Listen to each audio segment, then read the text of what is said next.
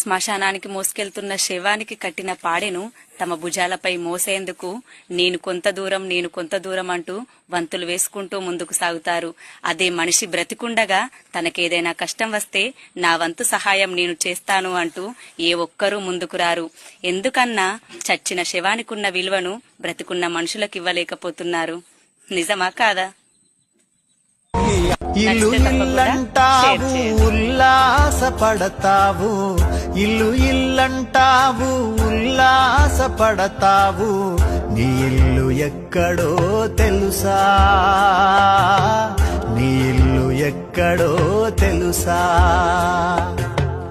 అల్లంత దూరాన వల్లకాడులోనా, అల్లంత దూరాన వల్లకాడులోనా, నీ ఇల్లు ఉన్నదే మనసా.